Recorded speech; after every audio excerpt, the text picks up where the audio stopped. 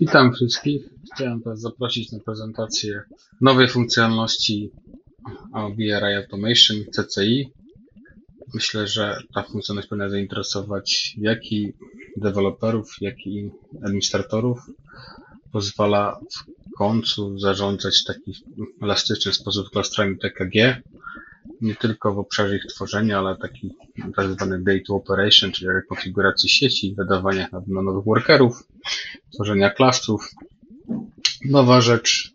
Uważam, że dobry kierunek ze strony producenta, że coś się takiego pojawiło już w wersji 18, aczkolwiek było już wcześniej dostępne jako tech preview. Zapraszam do prezentacji. Przechodząc do nowej funkcjonalności, czyli CCI, jak to wygląda po stronie użytkownika. W Service Brokerze pojawiła się nowa zakładka, nazywa się Supervisor Namespace. Działa to tak, że wchodzimy sobie w taki namespace, on został wcześniej przez niego przygotowany. Wybieramy sobie Create. Mamy już domyślnie, jak ten namespace będzie się nazywał. I ten namespace jest stworzony. Po stronie Virtual Center na razie jeszcze go nie widzimy, ale za chwilę go zobaczymy. Chwilę musimy poczekać. Widzimy, że został stworzony namespace. Możemy sobie w niego wejść. Możemy sobie poglądać status, co się generalnie tu dzieje po stronie Virtual Center. Czy mamy pełen wgląd w poszczególne ustawienia. Na razie jeszcze nie mamy klastra, tak więc te wszystkie rzeczy są puste, ale przejdziemy dalej, poczekamy chwilę i zobaczymy, co będzie dalej. Namespace został stworzony, wchodzimy do środka i zaraz widzimy widok następujących rzeczy. To są wirtual maszyny, serwisy, PKG cluster, network, wolumeny i VMI. Tak mówimy o serwisach. Teraz zróbmy sobie pierwszy cluster, wybieramy sobie OpenTKG. Widzimy, że ten cluster nie istnieje. Bierzemy twórz nowy cluster. Mamy dwie domyślne konfiguracje, to jest cluster API i Tanzu Kubernetes API. Możemy sobie brać defaultowe konfiguracje, możemy zrobić customową konfigurację. Po prawych najpierw zrobimy sobie tą defaultową, później customową. Po prawej stronie mamy już dostępnego YAML-a, który możemy sobie ściągnąć. Tak, klikamy sobie tu Next. Widzimy jakieś parametry, które się tworzą. I klikamy sobie Finish. Tutaj mamy status. Aktualnie nie widzimy, żeby tutaj pojawił nam się jakiś tutaj klaster. Tak samo nie widzimy go jeszcze tutaj w inwentory.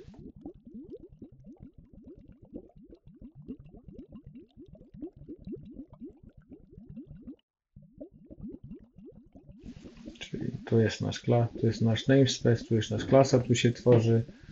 Przy okazji zrobimy sobie drugi, który się nazywa z customową konfiguracją, czyli wybieramy sobie, co to ma być. Tak? Wybieramy sobie jego nazwę, wybieramy, z której wersji chcielibyśmy, żeby się tworzył. Wybieramy sobie jakiś sterownik sieci, jaki ma być network driver, jaki ma być nasza storage class, jakieś DNS-ową nazwę. Wybieramy sobie wielkość tego klastra, ilość replik. Wybieramy sobie z którego obrazu sobie tutaj możemy sobie dać wolumen do tego klastra, który będzie tam zamontowany do tych podów. Możemy sobie wybrać dodatkowe pule, tak. Weźmy sobie przykładowo 3, tak. Wybieramy sobie wielkość, co to ma być, czy to ma być mały, duży, średni, tak.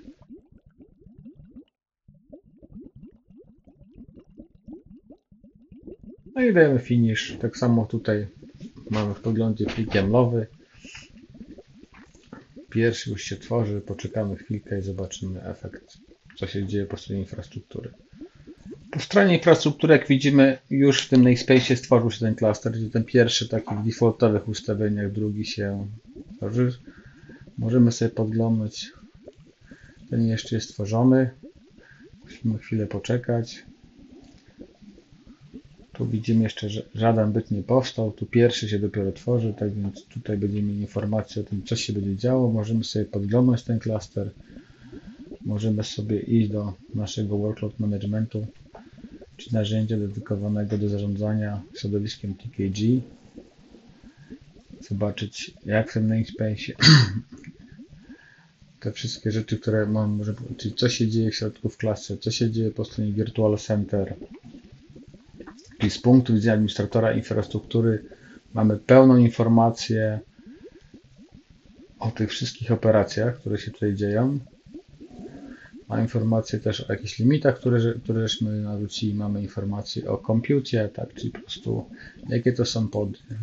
Ten klaster się nam powinien pojawić, a nie tutaj się synchronizuje. Jakieś dodatkowe wirtualne maszyny. Mamy informację o storage'u, na jakim tutaj, że tak powiem, się to dzieje, tak. Informacje o wolumenach, które tutaj sobie zamontowaliśmy, czyli ten, który ja tutaj sobie jakiś tam wybrałem. No i czekamy aż się ten klaster skończy. Zobaczmy. Czy jeszcze jest? Nie, jeszcze niego nie ma.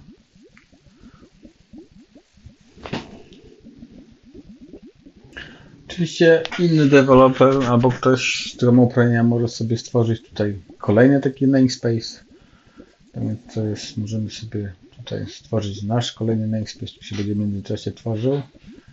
Tu już widzimy informację o tym, że powstał nam ten klaster. Pierwszy jest running.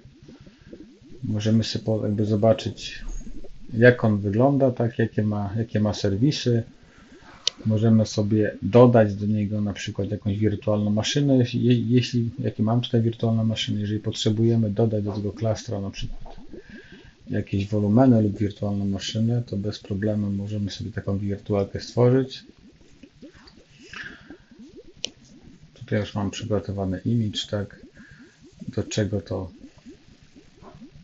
przyłączymy, tak. Możemy sobie dodać Advanced Settings, czyli dodać jeszcze jakiś wolumen, tak jak wcześniej to robiłem, tak. Możemy sobie dodać nasze klucze SSH, możemy sobie dodać load balancer, albo istniejący load balancer, przykładowo w ustawie możemy sobie dać nasz własny load balancer, mamy jakąś aplikację, która sobie tutaj tworzy, na przykład HTTP.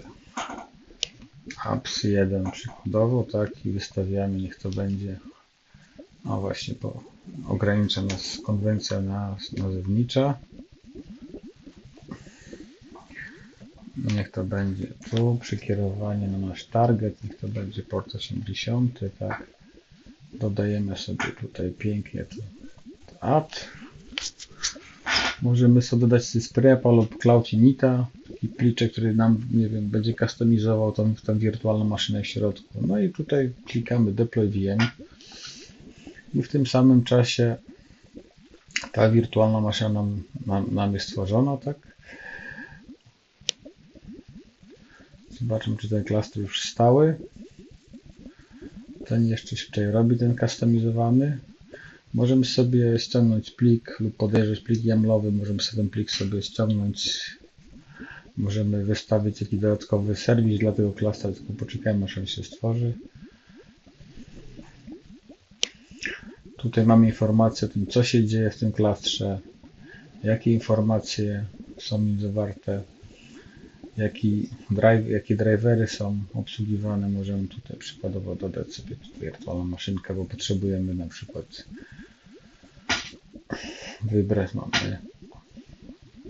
wybrać tak naprawdę, że chcemy tutaj tą VM-kę, tak jak wcześniej to robiłem z danej biblioteki różnych obrazów. Teraz nie będę dawał, bo wcześniej ją dodaliśmy.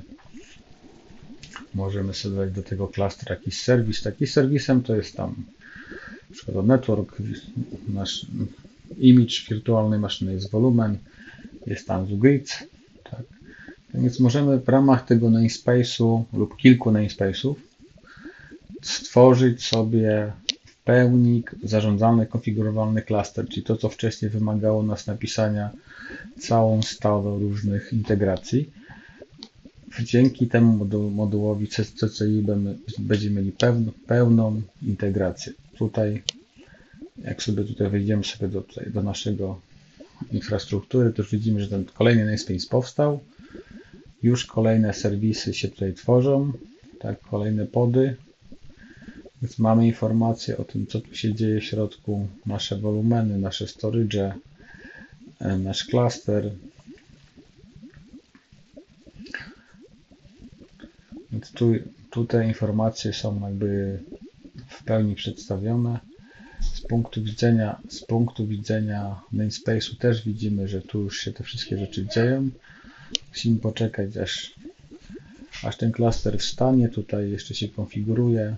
Dajmy mu chwilę czasu.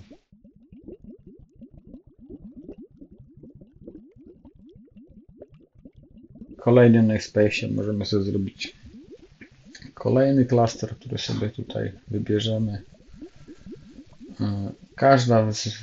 Każdy wybór tutaj od razu powoduje zmianę naszej konfiguracji, czyli wszystkie takie rzeczy, które tutaj klikamy, wybieramy, w pełni możemy sobie tutaj dostosować.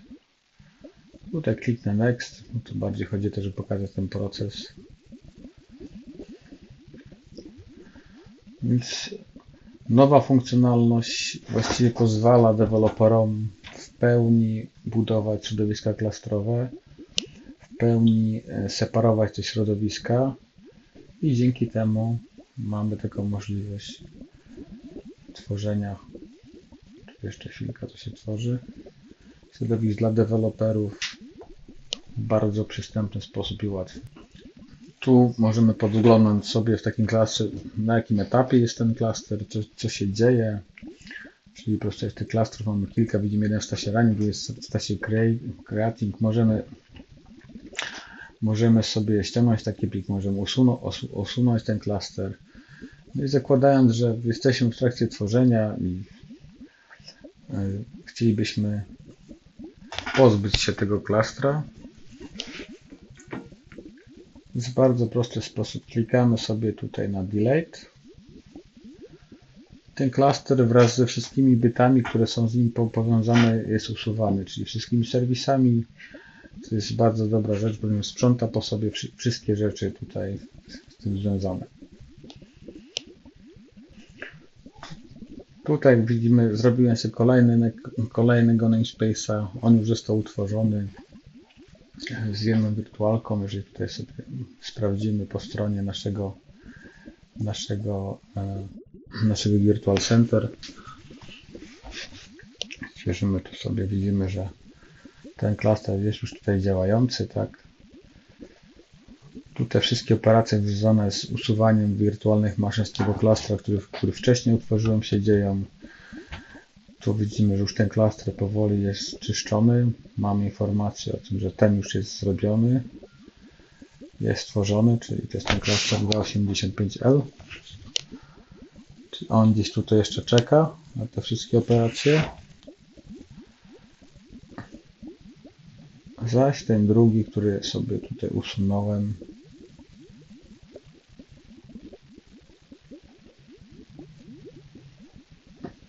jeszcze się dzieje. Czyli już widzimy, ten jest stworzony,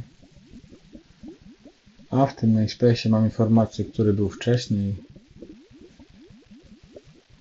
Tu też jest stworzony klaster, czyli ten, co został usunięty. Śladu po nim nie ma, zostało posprzątane. Nie mam informacji, tylko są te wirtualne maszyny, usunięte zostały serwisy, czyli nie musimy tutaj tak naprawdę martwić się o to. Możemy też te serwisy usunąć, które tutaj są.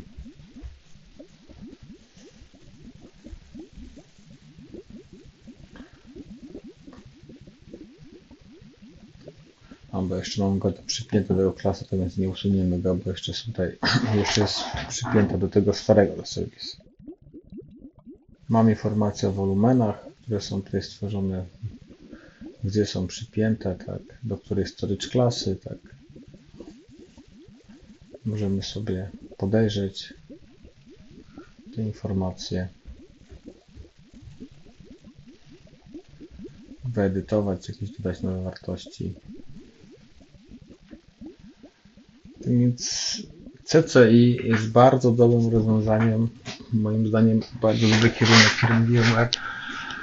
Dostępny od 8.16 w Tech Preview, w 8.14 już by można było go to implementować, w 8.18 już jest by default, czyli nie musicie nic zrobić, jedyne co musicie to przygotować środowisko, przygotować sobie regiony i przygotować sobie tak naprawdę z deweloperami porozmawiać, jak chcecie deployować te klastry, zaplanować to, ale jak sami zauważyliście, po prostu to, co wcześniej wymagało klikania, napisania kodu, dzisiaj to CCI jest taką warstwą abstrakcyjną, która pozwala nam budować środowiska klastrowe, kubernetesowe w bardzo prosty sposób, usuwać nimi, zarządzać, dodawać je. Teraz sobie posprzątamy. Czy ten klaster się już zrobił, jest running, czyli tu sobie sprawdzimy do 85 jest running. Bez problemu, jak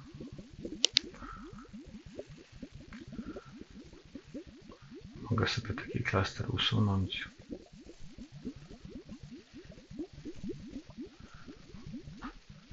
Polecam wszystkim zapoznać się z nowym rozwiązaniem, z nową funkcjonalnością vRise Automation czy ARIA Automation 8.18. No i tutaj usuwamy, posprzątamy po sobie. Te operacje oczywiście są tutaj widoczne ze strony administratora infrastruktury, tak, czyli on po prostu wie, co się dzieje, tak więc ta pewna integracja jest wspierana. Czy już posprzątał jeszcze chwilę.